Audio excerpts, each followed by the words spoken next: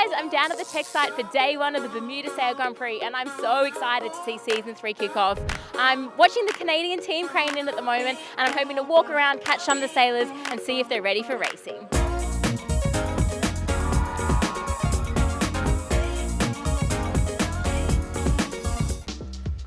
Well, we know the Spanish like to get up a little bit later, so they've got the late wing lift today, which means that they get to roll out early and get a sleep in. It's good for the Spanish lifestyle, I think. You might be able to tell I have an Australian accent, so I do love the green and gold and the roo on the front of the Aussie boat. So they also seem to have a little sleep in today, so we'll see if that helps them for racing. I've spotted the head of the tech team, so let's go have a chat. So I'm here with Brad Marsh. Brad, you have all the power. You can tell the teams what they're using. Can you tell us the setup for today? In terms of what we're doing today, we're setting up the boats for the light ears. We've got the 24-metre all-purpose wing, and we're looking to see how much breeze we get and what we do after that. Who's the most demanding team? Most demanding team? We'll go with Spain. Something you might not know is that the sailing teams are also measured on their impact on the planet in SailGP's Impact League. Now, the British have not shied away from the fact that they want to win this year. So let's go find out some of the things that they're trying to do. So we love the new British livery with the Protect Our Future. Can you tell us, are you guys going to win the Impact League this year?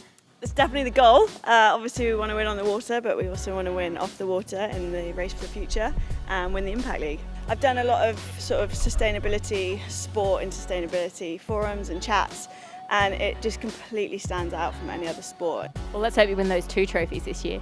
Yeah, exactly. It is day 1 of the Bermuda Sail Grand Prix. Get on board.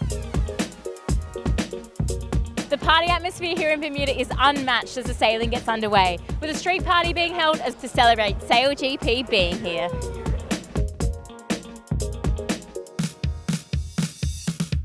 Great atmosphere, it's really nice to see everybody buzzing in Bermuda. It's a race that keeps you on the edge of your seat. In one word, I'd say electric. There's so much going on. The vibe is amazing. I love everything about it. I'm supporting the United States. I'm supporting Australia. I'm supporting Team New Zealand. Woo, woo, woo! Viva la España! We're going to win today in the inaugural race. Go Canada! It's been a super fun weekend, but let's go look at the racing. And the season 3's underway. Great start by the Canadians, great start by Ainsley. Great Britain, more than 300 meters, and we're on leg 4 of 7 in the first race of season 3. And the race 1 victory goes to Great Britain and Ben Ainsley. Ainsley's got to keep clear, he's got to keep clear, you hear? And Phil Robertson and the Canadians are on their way to picking up their very first win. Great Britain, he's got to give room for Spittle here. There's going to be a protest. Wow, Spittle has to avoid a collision. Penalty GBR relative USA.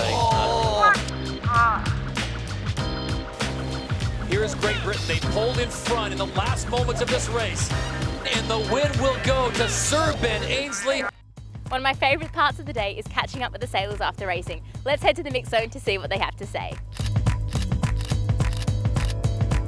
Yeah, it was a good day for us. It's one of my favourite sailing venues anywhere in the world, both for the conditions and the people. We were in the mix the whole day, so that's really good news. You know, we were fighting against the best teams. We had a few close calls with the Aussies. Well, we had a pretty tricky day today, but it actually ended up turning out to be better than we thought, so it's all right. I'm not sure if it's Nathan anymore, you know. The boat got us pretty slippery around the course and Chris is pretty handy, so it's either Chris or it's the boat. Sorry, Nathan. It's still pretty tight, you know. We've still got a shot. Everyone seemed to have a tough race today, so yeah, I think it's still all open. Well, that was a super exciting day of racing. I really enjoyed those close calls and tight mark roundings, but it was Canada and Great Britain that really stood out to me, but it was the Kiwis that were the massive disappointment. You might be able to see behind me that the teams are washing their boats, getting ready for tomorrow. We're expecting a little bit more wind, so it should be a little bit of a different day, and I just can't wait.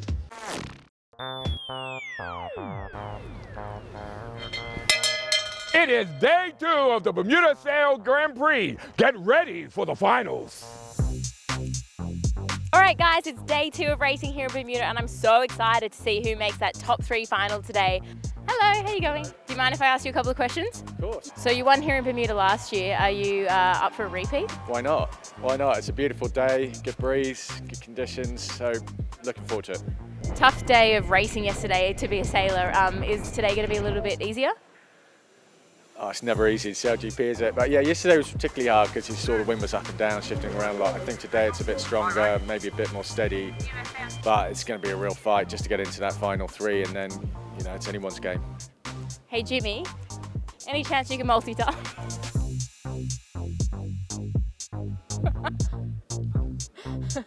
How are you going? Oh, yeah. Racing looks super tight and quite epic, like in the pack. How fun is it actually, battling it out there? To be quite honest, I'd rather be in front of the pack.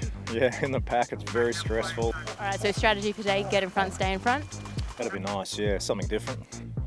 Oh, well, good luck. Have fun, Jimmy. Thanks, mate. I've asked someone to go grab Katja from the Danish team because I really wanted to talk to her because she was in Bermuda last year when the Women's Pathway program kicked off, and I want to see the difference from last year to this year. Well, the women's program has come a long way. Last year was first event and I just met the team and everyone, and like the boys here have integrated me as the tactician on the team and have a lot of saying and also get to try a lot of the positions. So we come a long way. We still have a long way to go as well. I spotted the man at the moment just casually standing outside of his tent. I wasn't casually, you made me come out. It feels like there's a lot of Canadians in Bermuda, or maybe you just shipped them all out, but there's a lot of support. Yeah, it's pretty amazing to have so much support here.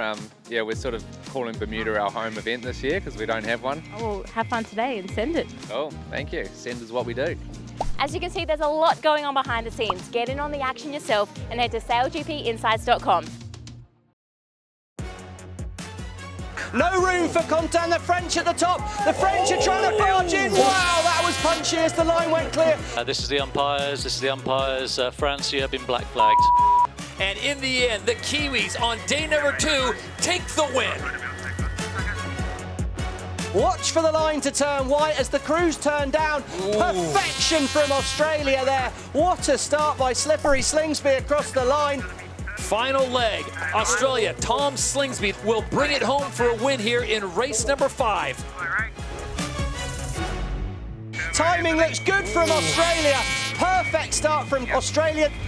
In the background, the battle for second is getting tight. It looks to me at the moment as though the battle for first is all well and done.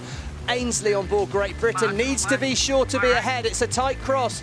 But as we come to the finish line, the Bermuda Sail Grand Prix presented by Hamilton Princess goes the way of the 2-time defending champions. Australia brings it home. Great Britain will claim second place, and Canada, on the first event, they get themselves into the great final. And something where I guess we probably dreamed of and didn't think was going to be a reality. And that's SailGP is so tight. The racing is fantastic because it is that tight. It's great, and we're off to a good start in season 3, so yeah, it doesn't get any better really. Well, there was no shortage of drama for day 2 racing, with the second ever black flag being given to the French and the Aussies proving that they're still the ones to beat. We'll see you at the next event in Chicago in June.